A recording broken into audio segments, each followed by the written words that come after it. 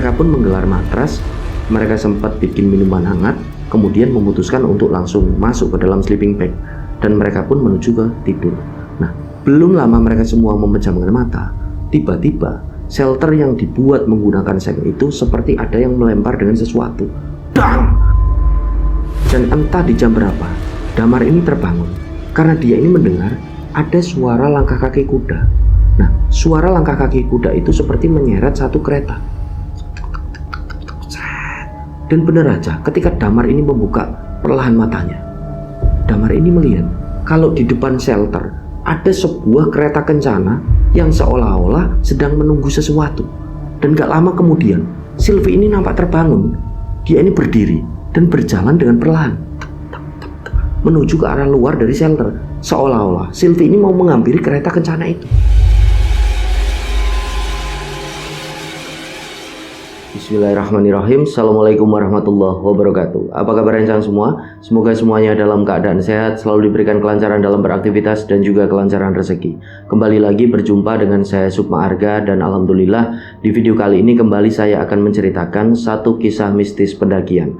Nah, buat rencang semua yang menonton tayangan kali ini dan belum subscribe, yuk subscribe dulu dan jangan lupa untuk klik notifikasi loncengnya. Tentunya agar channel ini semakin berkembang dan saya semakin bersemangat lagi dalam membagikan cerita-cerita terbaru. Dan semoga amal kebaikan rencang semua dibalas sesuatu yang lebih besar dan berlipat-lipat oleh Allah Subhanahu wa taala. Amin. Baik, tanpa berlama-lama, pasang headphone masing-masing dan tetap waspada sekeliling Anda.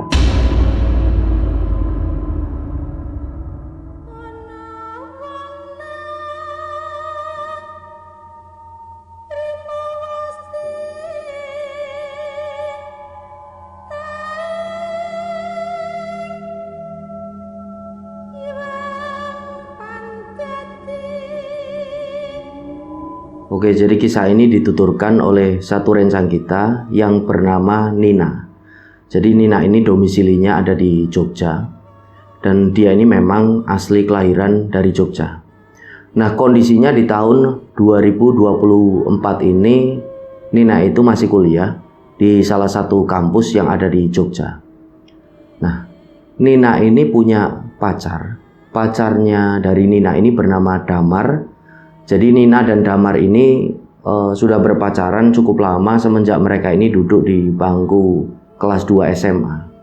Sampai pada masa sekarang, pengakuan dari Nina, mereka berdua ini masih berpacaran dan hubungan mereka ini terjalin dengan sangat baik. Karena Nina dan Damar ini kebetulan punya hobi yang sama, yaitu mendaki gunung. Nah, Nina dan Damar ini juga kuliah di satu kampus yang sama yang ada di sekitaran Jogja itu. Lalu Nina ini menceritakan kalau pacarnya si Damar itu juga punya satu kelebihan gitulah. Seperti ya, Damar ini cukup memahami perihal dunia supranatural. Jadi awalnya Nina bisa tahu kalau pacarnya itu punya kelebihan dalam hal supranatural. Awalnya ketika mereka berdua ini sedang mengikuti kegiatan Diklatsar, pendidikan pelatihan dasar. Waktu itu kegiatan tersebut diadakan oleh UKM, unit kegiatan mahasiswa Mapala, mahasiswa pecinta alam dari kampusnya. Nah, ketika kegiatan itu sedang berlangsung, ada dari salah satu peserta ini dari Diklatsar yang mengalami kesurupan. Lalu Damar ini menolong peserta tersebut. Nah, dari momen itulah akhirnya Nina itu jadi tahu kalau pacarnya si Damar ini punya kelebihan mengenai ya hal-hal supranatural gitulah. Nah, di kampus mereka berdua, Nina dan Damar juga punya teman akrab yang bernama Anton, Diki, dan Sylvie. Dan pada suatu malam mereka berlima, Nina, Damar, Anton, Diki, dan Sylvie ini sedang berkumpul di salah satu angkringan langganan dari mereka yang ada di sekitaran kampus. Jadi pada waktu itu mereka berlima ini sedang bersantai, kemudian membahas kalau liburan semester ini enaknya mau kemana. Nah, di situ sempat ada obrolan dari mereka berlima kalau liburan semester itu mereka akan isi dengan liburan ke Bali. Tapi setelah dihitung-hitung biaya untuk bolak-balik ke Bali dan ketika mereka nanti ada di sana itu sangat besar. Sampai pada akhirnya rencana itu pun mereka urungkan. Nah, di situ akhirnya Damar ini memberi ide kalau liburan semester ini ya lebih baik diisi dengan kegiatan mendaki gunung aja. Dan ketika mereka ini sedang membahas hal tersebut, tiba-tiba datang seorang cowok dan duduk di sebelahnya dari si Sylvie, cowok itu. Dan setelah berkenalan, ternyata cowok itu bernama Didik. Didik ini adalah pacar barunya dari Sylvie. Jadi waktu itu Sylvie ini pengen kenalin sekalian ke teman-temannya. Nah, waktu itu nampak Didik ini nggak banyak bicara, karena kemungkinan dia ini kan baru kenal dengan teman-temannya dari Sylvie. Dan ya masih agak canggung gitulah.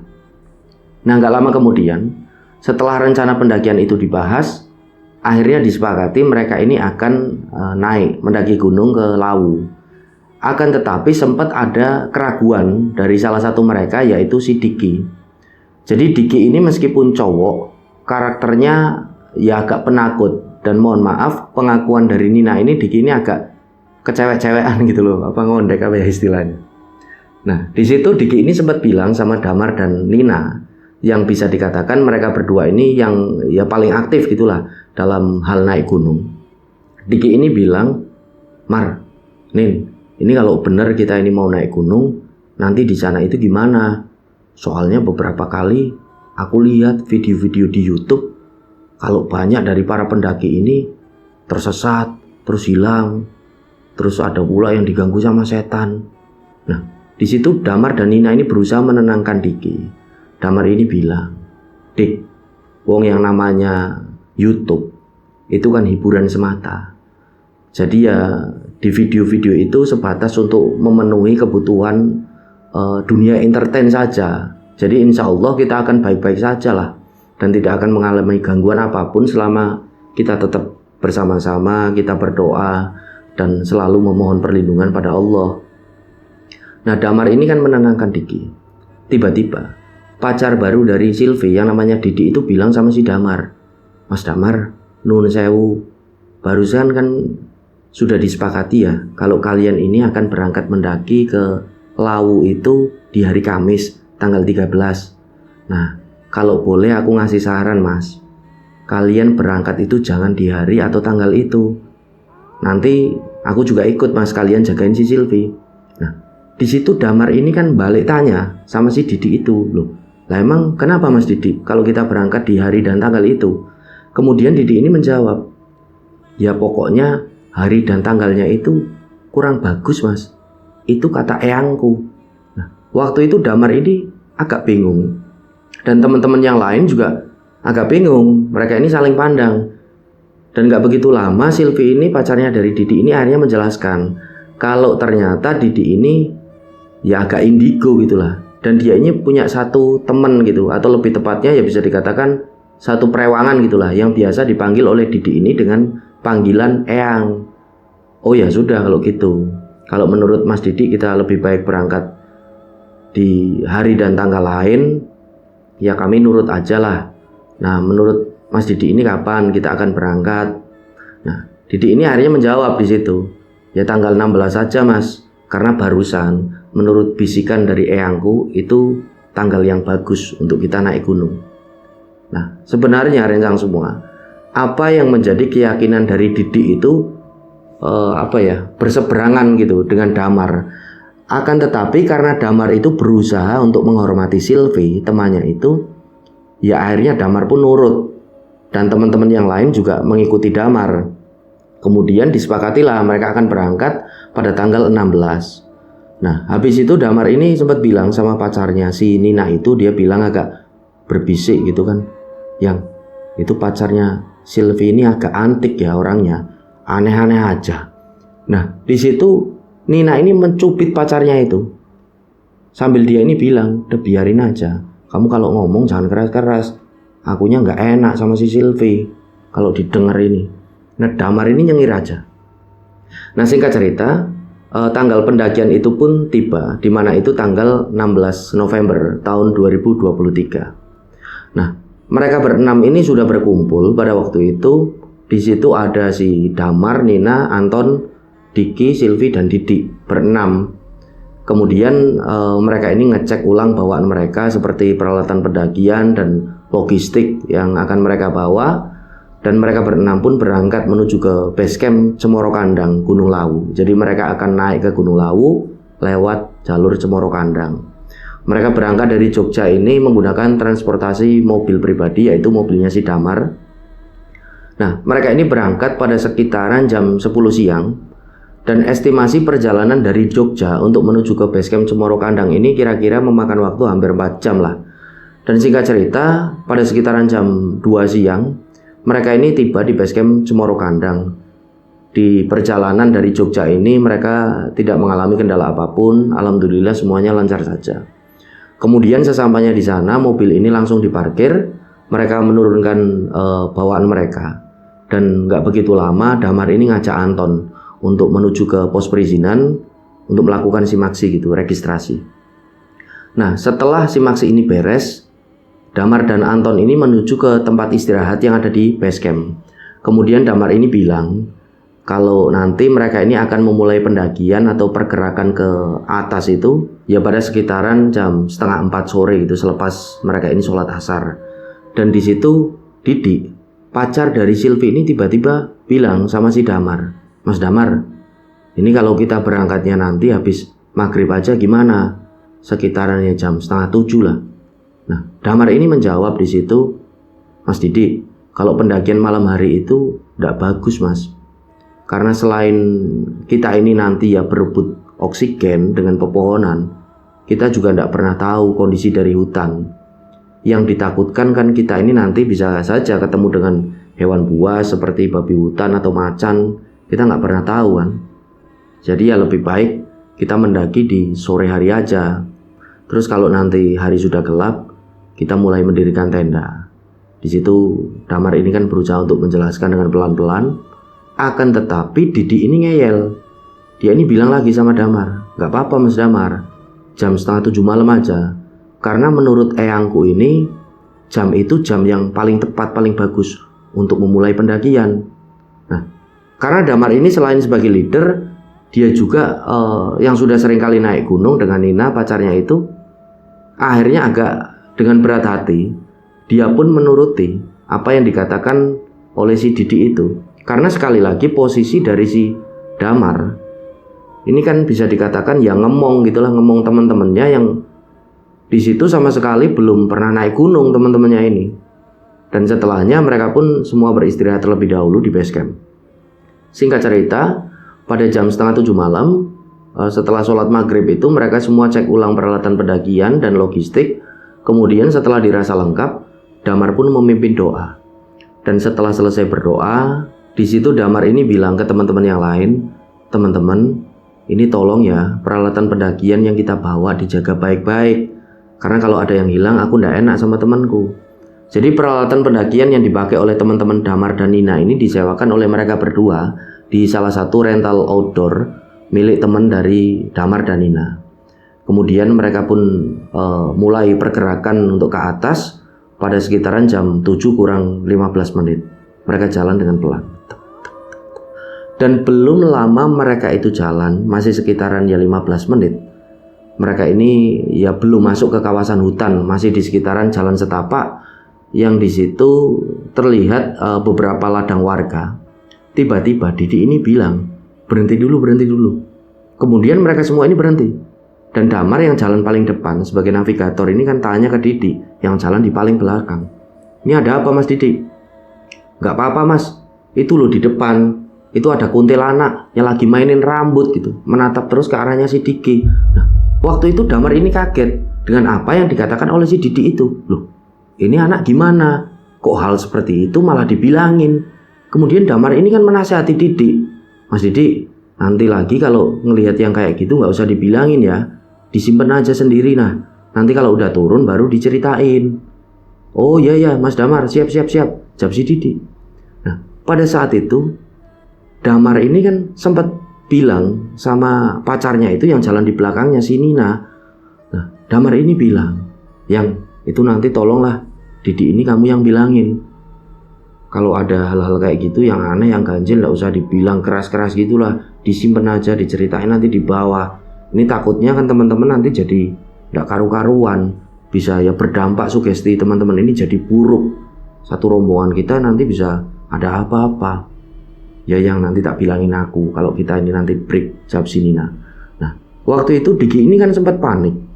Dia ini sempat ketakutan karena Didi ini bilang ada kuntilanak yang terus menatap ke arahnya. Nah, akhirnya di situ Damar dan teman-teman ini kan berusaha menenangkan Diki yang karakternya memang agak penakut gitu. Dan setelah ditenangkan oleh teman-temannya, Diki ini pun terlihat agak tenang dan mereka semua kembali melanjutkan perjalanan dengan ritme ini yang pelan. Dan setelah berjalan cukup lama, mereka pun tiba di titik lokasi di mana mereka ini mulai akan memasuki kawasan hutan. Kemudian Didi ini berteriak lagi, stop, berhenti dulu. Nah, di situ Damar ini kan tanya lagi, ada apa lagi Mas Didi? Itu loh Mas, barusan aku dapat bisikan dari eyangku.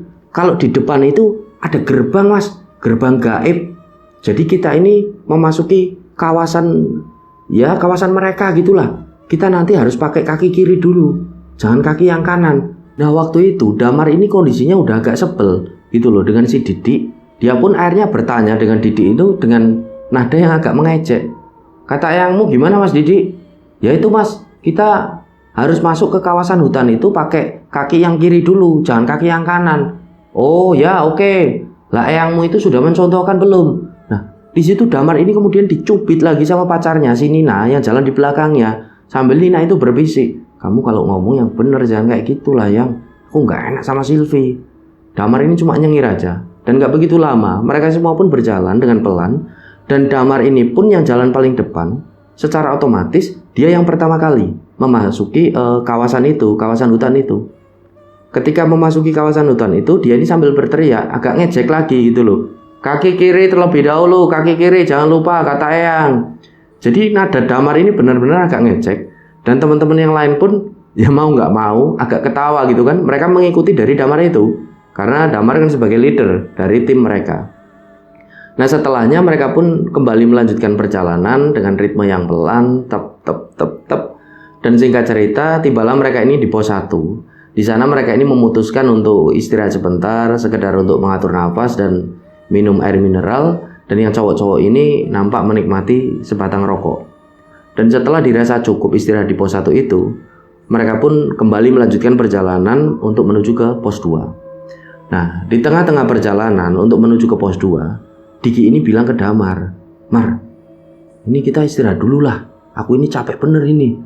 Akhirnya mereka semua berhenti di satu titik lokasi itu. Dan gak lama kemudian, Damar ini melihat kalau Didi ini jalan menuju ke sisi dari hutan, di mana kondisi hutan ini sudah sangat lebat, vegetasinya ini udah sangat lebat rencang semua. Jadi pohon-pohon ini udah besar, semak belukar ini udah nampak mendominasi. Nah, awalnya Damar ini mengira kalau Didi ini mau kencing, mau buang air kecil, dan ternyata yang dilihat Damar itu, Didi ini berdiri di sisi sebuah pohon yang cukup besar, sambil tangannya ini megang pohon itu, gini loh. Nah, mata dari Didi ini juga terpejam gini kondisinya. Nah, setelahnya nggak begitu lama, Didi ini kembali berjalan. Dia pun berjalan ke arah teman-teman. Di situ Damar ini akhirnya jadi tanya gitu, lah Mas Didi habis ngapain Mas? Barusan. Oh itu Mas, aku baru ketemu dengan teman-temanku. Oh, teman Mas Didi orang sini? Ah bukan gitu Mas Damar, aku itu baru kenalan. Oh baru kenalan, ya sudah, salam buat temannya ya Mas Didi ya. Dan bilang sama teman-temannya Mas, jangan usil sama kita. Oh siap Mas Damar, aman Mas semuanya. Nah kemudian Diki ini sempat bilang ke Damar kalau dia ini juga benar-benar udah capek, dia ini pengen segera ya mendirikan tenda lah. Nah Damar ini pun menjelaskan, ya kalau kita jalan dulu Dik sampai di pos 3. Jadi di pos 3 ini nanti kita checkpoint lah di situ, baru kita ngecamp, kita memasang dan mendirikan tenda di sana. Nah Diki ini bilang lagi, waduh masih jauh ya Mar ya. Aku ini udah takut Mar. Dari awal tadi pas dibilangin itu aku diliatin sama kuntilanak. Kemudian Damar ini sekali lagi berusaha menenangkan Diki. Insya Allah nggak bakal ada apa-apa Dik. Udah kamu tenang aja. Wong di sini ada teman-teman juga, yang penting kamu jangan lepas berdoa. Akhirnya Diki ini pun nurut. Mereka pun setelahnya kembali melanjutkan perjalanan untuk menuju ke pos 2. Jalanlah mereka dengan ritme yang masih tetap pelan. Mereka santai, benar-benar santai. Tap. Nah, belum lama mereka ini melanjutkan perjalanan. Tiba-tiba Diki ini bilang sama Nina yang jalan di depannya, Nin, ini punggungku kok kenapa ya? Kerasanya panas gitu, kayak ada di dekat api. Nah, Nina ini cuma menjawab, waduh, itu kamu masuk angin, Dik. Ya sudah, nanti di pos 2 atau di pos 3 kalau kita sudah mendirikan tenda, biar nanti kamu dikerokin sama si Damar. Nanti tak bilangin sama Yangku. Oh ya sudah Nin kalau gitu. Makasih ya Nin. Ya sama-sama. Mereka pun berenam tetap melanjutkan perjalanan. Dan singkat cerita sampailah mereka ini di pos 2. Nah, ketika berada di pos 2, mereka semua pun kembali beristirahat. Dan pada waktu itu Nina ini sempat melihat Diki. Diki ini duduk gitu loh, sambil menunduk. Kemudian si Nina ini kan jadi tanya sama Diki, Dik, kamu ini kenapa Dik? Kamu lemes ya? Kok diem gitu? Apa udah pengen dikerokin sekarang? Badanmu udah gak karu-karuan apa gimana? Nah Diki ini gak menjawab sama sekali. Dia ini masih tetap duduk menunduk. Dia ini masih diem aja. Dan gak lama kemudian, tiba-tiba Diki ini terdengar menangis. Dan suara tangis dari Diki ini bukan suaranya Diki. Akan tetapi itu adalah suara seorang wanita. Nah, secara otomatis semua teman-temannya itu kan memandang ke arahnya Diki. Karena mereka ini kaget, benar-benar kaget. Kemudian di tengah-tengah kondisi mereka semua ini lagi kaget, tiba-tiba Diki ini berjalan. Jadi Diki ini jalan ini merangkak menuju ke arahnya dari Didi, pacar dari Silvi, yang nampak sedang duduk ini seperti bermeditasi gini loh, dan memejamkan matanya. Nah, Diki ini jalan dengan merangkak itu mendekat ke arahnya Didi. Dan ketika si Diki ini sudah dekat dengan si Didi ini, wajah dari Diki ini seperti ditempelkan di wajahnya dari Didi. Dan tiba-tiba di situ Diki ini tertawa dengan sangat menyeramkan. Sambil nunjuk-nunjuk jidatnya dari si Didi itu. Jadi Diki ini tertawa seperti ngejek gitu, sambil jidatnya dari Didi ini terus ditunjuk-tunjuk gitu loh. Duk, duk, duk. Gak begitu lama Diki ini menoleh dan menatap ke arah mereka semua. Di situ Diki ini nangis lagi. Jadi begitu Diki ini menatap ke arah mereka, Diki ini sambil melotot dan dia ini sambil nangis. Nah, di situ Damar ini bilang sama teman-teman yang lain, ini Diki kesurupan. Udah kalian semua yang tenang. Coba tak atasin aku. Atas izin Allah semuanya akan baik-baik aja. Udah semuanya jangan panik. Nah ketika Diki ini kepalanya sedang dipegang oleh Damar, Diki ini tiba-tiba seperti mau nyerang si Damar gitu, seperti mau nyakar si Damar. Wah, wah. Sambil Diki ini terus-terus menggeram seperti itu. Dan suaranya ini bukan suara wanita lagi, akan tetapi sudah berubah. Suaranya ini suara laki-laki yang besar dan menggema. Wah, wah. Mulai. Kemudian Damar ini menyuruh Anton untuk megang si Diki dengan sekuat tenaga. Setelahnya Damar ini mengambil air mineral. Air mineral ini ada di botol, kemudian didoakan oleh si Damar itu. Kemudian air itu pun dicipratkan sedikit demi sedikit ke arahnya Diki. Nah setelahnya Diki ini nampak menggeram-geram seperti kesakitan. Dan tiba-tiba Diki ini lemes dan seolah-olah seperti gak sadarkan diri. Nah setelahnya Damar ini kan nampar-nampar wajahnya dari Diki itu dengan pelan. Kemudian Diki ini nampak bangun. Jadi Diki ini seperti nggak menyadari gitu kalau barusan dia ini kesurupan. Jadi Diki ini malah bingung. Dia ini bilang, loh aku ini ketiduran ya barusan. Teman-teman yang lain ini cuma diem aja, nggak bilang apa-apa, nggak bilang kalau barusan Diki ini kesurupan. Nah Damar ini yang menjawab pada waktu itu, iya barusan kamu ketiduran, capek ya kamu Dik. Ya Mar, aku capek Mar, aku ini kayak masuk angin Mar. Oh ya sudah, nanti tak kerokin aku ya kalau udah di tenda, udah di pos 3. Oh iya ya Mar, siap-siap terima kasih. Lu Mar, kok ini aku basah kayak gini? Ya enggak tahu lah, itu cuma keringatmu mungkin.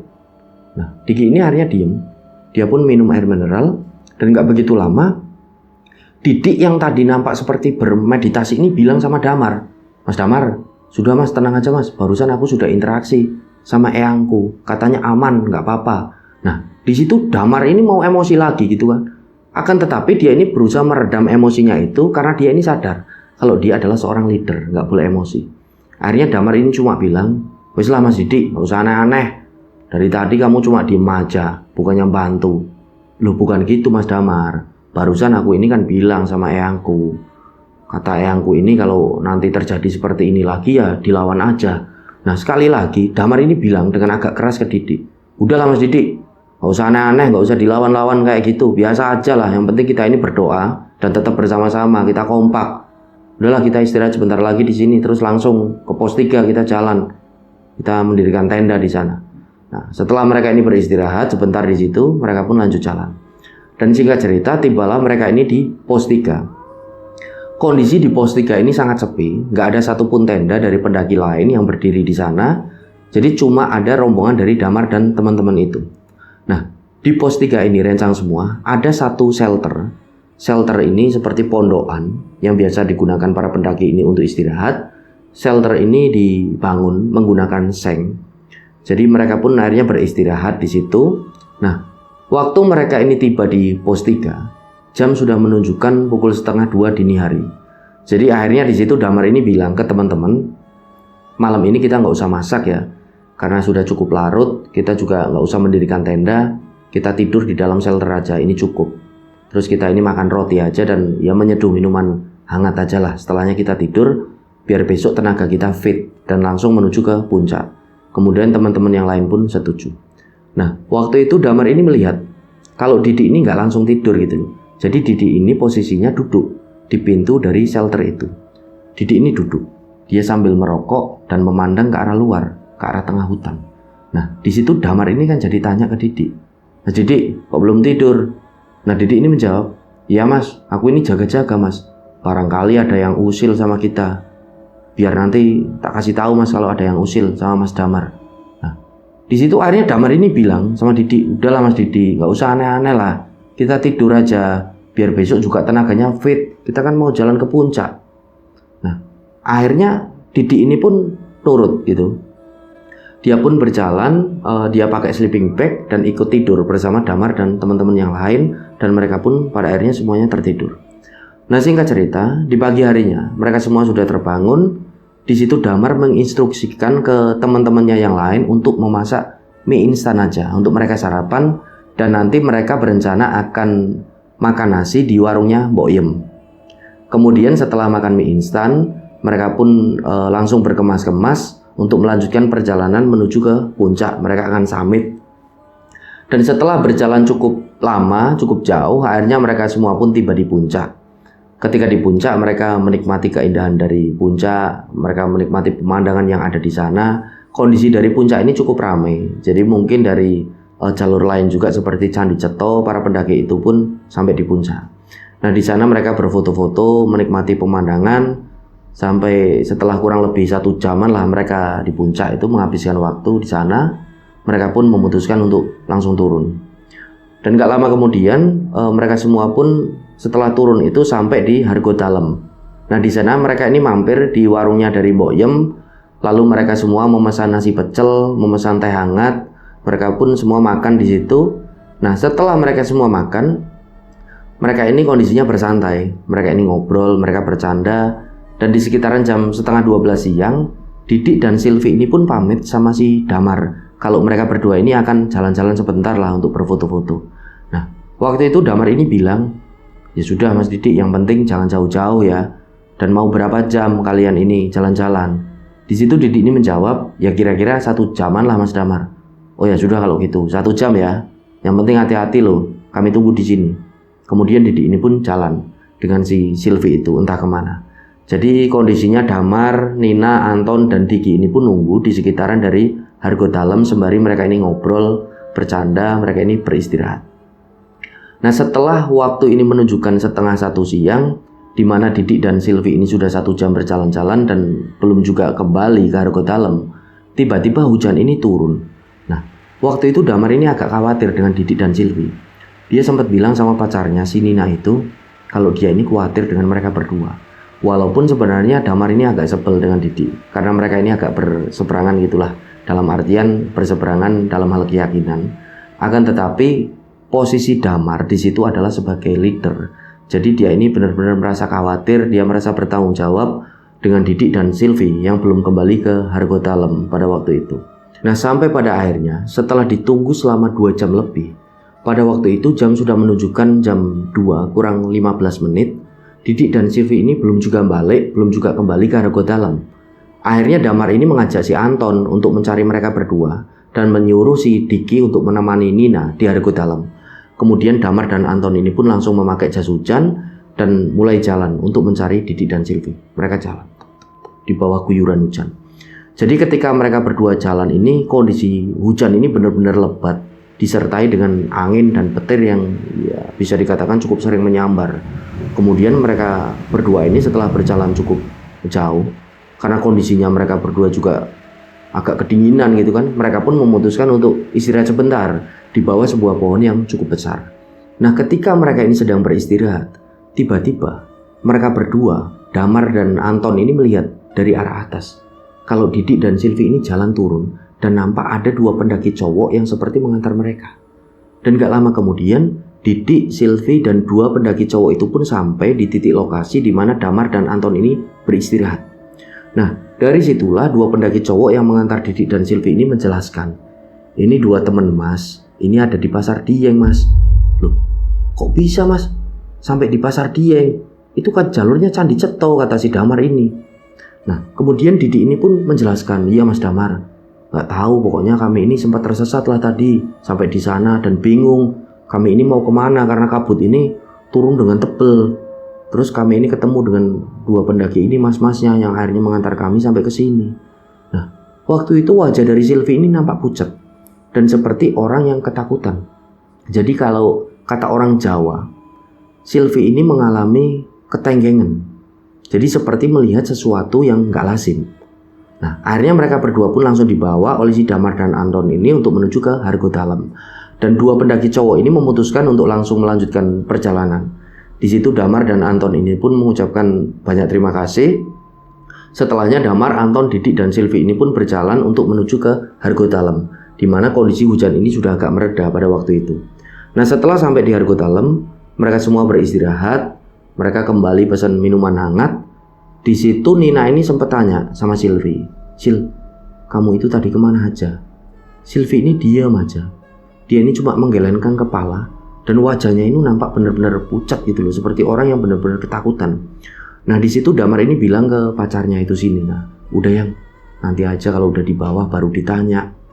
Ini kita nunggu hujan reda aja langsung kita ini jalan turun. Ini kan udah sore. Dan setelah hujan ini mereka pun akhirnya kembali melanjutkan perjalanan. Kondisinya hujan ini udah benar-benar reda. Nah, singkat cerita, tibalah mereka ini di pos 3, di satu shelter, di mana mereka semalam ini sempat nginep. Nah, ketika mereka ini sampai di pos 3, kondisinya sudah jam 8:30 malam. Akhirnya di situ Damar ini sebagai leader memutuskan untuk nginep semalam lagi di situ. Karena terlalu beresiko kalau langsung turun di malam itu. Mengingat trek ini kan sangat licin setelah diguyur hujan ini, dan kondisi dari Silvi ini nampak seperti agak meriang, agak sakit itu. Nah, semua teman-teman Damar pun setuju karena semalam ketika mereka semua nginep di shelter itu, mereka juga alhamdulillah baik-baik aja, dalam artian tidak ada kejadian aneh ataupun ganjil yang mengganggu mereka. Nah, setelahnya mereka pun menggelar matras, mereka sempat bikin minuman hangat, kemudian memutuskan untuk langsung masuk ke dalam sleeping bag dan mereka pun menuju ke tidur. Nah, belum lama mereka semua memejamkan mata, tiba-tiba shelter yang dibuat menggunakan seng itu seperti ada yang melempar dengan sesuatu. Dang! Nah, secara otomatis mereka semua ini menjadi terbangun karena kaget itu. Dan Damar di situ berusaha menenangkan teman-temannya. Udah nggak usah panik. Itu mungkin cuma angin. Ini kan anginnya kenceng. Jadi angin itu menerpa shelter ini. Lagian kan shelternya terbuat dari seng. Mungkin ya kena terpahan angin. Udah kita tidur lagi aja. Nah, waktu itu Silvi ini nampak seperti tidak kaget. Jadi Silvi ini masih tidur aja, memejamkan mata ini seperti tidak kaget sama sekali. Kemudian mereka semua kembali memejamkan mata dan gak lama kemudian shelter ini kembali seperti dilempar dengan sesuatu dengan sangat keras. Bang! Mereka semua ini kembali terbangun karena benar-benar kaget. Nah, di situ Diki ini udah mulai panik karena Diki ini kan memang karakternya penakut. Dia ini kan bilang ke Damar, Mar, ini apa Mar? Siapa Mar? Yang lempar shelter ini Mar? Nah, Damar ini diem aja. Pengakuan Damar ke Nina pada saat itu, Damar juga sudah merasakan ada sesuatu yang tidak beres. Akan tetapi dia ini diem aja, berusaha untuk tetap tenang, nggak panik, karena dia ini seorang leader. Kemudian Damar ini cuma menenangkan teman-temannya yang ada di situ, dan kondisi dari Silvi ini masih utuh. Dia ini seperti nggak kaget gitu loh. Jadi Silvi ini benar-benar seperti diem aja di situ, tetap memejamkan matanya seperti tertidur. Nah, Damar ini kemudian bilang, Udah, kita semua yang tenang, kita kembali tidur aja. Ingat, sebelum tidur kita berdoa ya. Sebisa kita pokoknya kita tetap berdoa sampai kita ini tertidur. Kita meminta perlindungan, kita memohon perlindungan pada Allah. Nah, di situ Didi ini mulai angkat bicara. Sudah Mas Damar, kalian tidur aja. Ini shelter, tak tungguin aku. Pasti ini ada yang mau yang usil Mas sama kita, kurang ajar ini. Siapa toh ini yang mau usil? Biar nanti aku bilang sama eyangku, suruh ngusir yang ganggu shelter kita ini. Nah, waktu itu Damar ini benar-benar udah emosinya ini udah muncak gitu loh. Jadi karena kondisi benar-benar kacau pada saat itu, dia melihat Sylvie juga masih terbaring sakit. Damar ini kan akhirnya bilang ke Didi, kamu itu tak liatin dari kemarin-kemarin ini sok-sokan jagoan seperti itu. Maksudmu ini apa? Udahlah, kita ini berdoa aja, mohon perlindungan sama Allah. Kita tidur aja biar gak kerasa udah pagi. Terus kita langsung turun, gak usah aneh-aneh lah kamu itu, Di. Nah kemudian Damar ini bilang sekali lagi ke Didi itu, ini coba kamu lihat, Di, pacarmu ini kan kondisinya masih seperti ini. Kamu ini kok bisa-bisanya ngurusin eyangmu. Nah waktu itu sempat dilerai sama Anton, sama Diki dan teman-teman lain, si Nina juga. Akhirnya Didi ini cuma diem aja seolah-olah gak gubris apa yang dikatakan oleh Damar ini. Kemudian mereka semua ini masuk ke dalam sleeping bag. Mereka berdoa dan mulai memejamkan mata.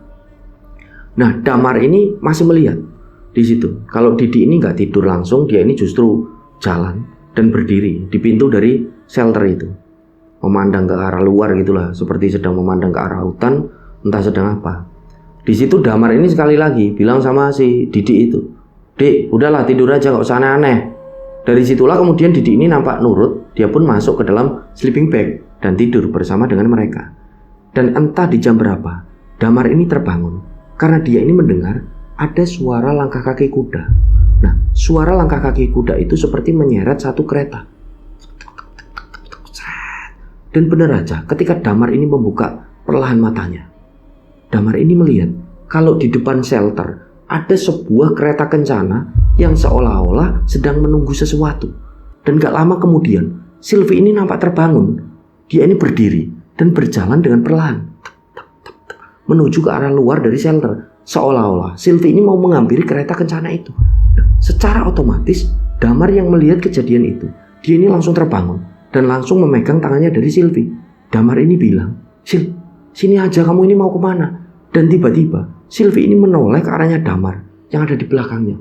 Jadi Sylvie ini kondisinya, matanya ini udah gak lazim, bola matanya ini udah hitam semua. Kemudian Sylvie ini mendorong si Damar ini dengan sangat keras sampai Damar ini terpental. Brah! Nah, disitulah Sylvie ini langsung berucap, ojo melu-melu. Akan tetapi itu bukan suaranya Sylvie. Kemudian mereka semua ini pun jadi terbangun dan melihat kejadian itu. Dan angin ini berhembus dengan sangat kencang pada saat itu dan menerpa shelter mereka. Jadi shelter yang terbuat dari seng ini kan nampak seperti dang gitu loh, dengan sangat keras seperti dilempar-lempar dengan sesuatu. Nah dari situlah Damar ini mengajak semua temannya ini untuk berdoa sebisanya. Dan si Didi, pacar dari Sylvie ini nampak diem aja. Dia ini cuma terduduk, wajahnya ini nampak panik dan agak ketakutan, gak melakukan apapun. Nah di situ Damar ini mulai membaca ayat kursi, Allahu la ilaha illahu wal hayyul qayyum, dibantu dengan teman-temannya. Sebisanya mereka ini berdoa. Didi ini cuma diam aja, dan Sylvie ini masih terus menatap ke arah mereka semua yang sedang berdoa, sembari dia ini menggeram-geram. Dan gak begitu lama, suara langkah kaki kuda dan kereta itu pun seperti berjalan, turun dan menjauh dari shelter mereka. Nah kondisi dari Sylvie sendiri secara tiba-tiba terjatuh. Dia ini nampak lemes seperti gak sadarkan diri. Nah angin yang tadi berembus sangat kencang ini tiba-tiba mereda begitu saja. Dan kondisi kembali sunyi, benar-benar sunyi. Nah waktu itu Damar ini langsung menyuruh teman-teman yang lain untuk membopong Sylvie, kemudian dibaringkan. Nah setelah Sylvie ini dibaringkan, Damar ini pun mulai membacakan doa-doa. Dia pun mengambil air, kemudian air itu didoakan dan dicipratkan itu kembali ke arah wajah dan kakinya dari Sylvie ini, seluruh tubuhnya itu. Dan gak begitu lama Sylvie ini nampak terbangun. Dia pun terbatuk-batuk. Kemudian Sylvie ini muntah-muntah banyak sekali di situ. Setelahnya Sylvie ini pun diberi air minum gitu kan. Sylvie ini ditenangkan oleh teman-temannya. Nah Damar ini bilang ke teman-teman lain agar semuanya ini tidak tidur lagi. Jadi mereka ini harus terjaga. karena kondisinya sudah tidak bagus.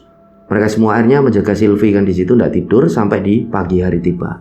Nah, dari kejadian itu sampai di pagi hari, alhamdulillah tidak ada kejadian aneh-aneh lagi. Dan setelah sholat subuh, mereka pun langsung bikin minuman hangat. Mereka makan roti, kemudian mereka pun langsung memutuskan untuk turun menuju ke base camp. Nah, singkat cerita, sampailah mereka ini di base camp. Mereka semua langsung membersihkan diri. Mereka istirahat di sana. Nah, ketika mereka ini istirahat, di situ Damar ini minta maaf sama si Didi kalau Damar ini ya sudah sempat emosi dengan dia, dan Didi ini pun memaafkan. Nah, di kondisi itu Didi dan Sylvie ini kemudian kan menjelaskan perihal mereka ini kok bisa sampai tersesat, bisa sampai ke pasar setan.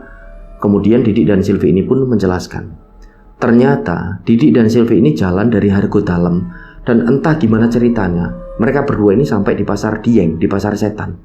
Nah, sesampainya di sana mereka ini duduk-duduk menikmati pemandangan. Dan kondisinya di sana benar-benar sepi.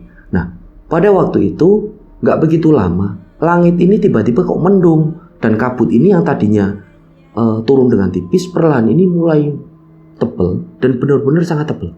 Di mana mereka berdua ini 2 meter pun mereka nggak bisa lihat jalan ke arah depan. Nah, waktu itu Sylvie ini sempat ya ketakutan gitu kan, ngajak si Didi ini untuk langsung pulang. Akan tetapi Didi ini nggak mau ngambil resiko karena tahu kalau mereka berdua jalan, mereka ini ya nggak bisa melihat arah ke depan gitu, mau jalan kemana arahnya, karena kondisinya kabut ini benar-benar tebal. Yang ditakutkan oleh Didi, mereka jalan nanti malah mereka ini bisa masuk ke dalam jurang karena benar-benar nggak kelihatan. Kan Didi nggak mau ngambil resiko. Sampai pada akhirnya mereka ini tetap duduk di situ, dan nggak begitu lama Didi ini seperti ada yang membisiki, "Milih mulih, opo mati?" Di momen itulah Didi sendiri ini benar-benar ketakutan. Yang tadinya dia ini takut untuk langsung jalan gitu karena resikonya gak lihat arah. Akhirnya dia pun memutuskan untuk ngajak Sylvie langsung untuk cari jalan pulang setelah dengar bisikan itu, karena dia benar-benar takut. Nah, waktu itulah mereka berdua ini jalan. Jadi seperti muter-muter gak karuan aja di sekitaran pasar Dieng, pasar setan itu. Dan pengakuan dari Didi dan Sylvie ini, mereka berdua ini sempat mendengar di situ banyak sekali suara dari entah siapa yang seperti sedang bertransaksi jual beli. Padahal kondisinya di pasar Dieng, di pasar setan itu benar-benar sepi, nggak ada pendaki lain. Sampai pada akhirnya Didi ini bersemedi. Dia ini sempat minta pertolongan pada Eyang, perewangannya itu. Dan ketika Didi ini sedang bersemedi, posisi dari Sylvie ini kan ada di belakangnya. Tiba-tiba Didi ini seperti mendengar ada besi ini yang dipukulkan di salah satu batu yang ada di sebelahnya dengan sangat keras gitu. Tang, tang. Dan sekali lagi Didi ini mendengar ada suara yang berbisik di telinganya. Dan kali ini suara ini benar-benar seperti mengancam, "Milih mulai opo mati." Kemudian Didi ini benar-benar ketakutan karena pengakuan dari Didi yang namanya Eyang itu nggak muncul gitu loh sama sekali.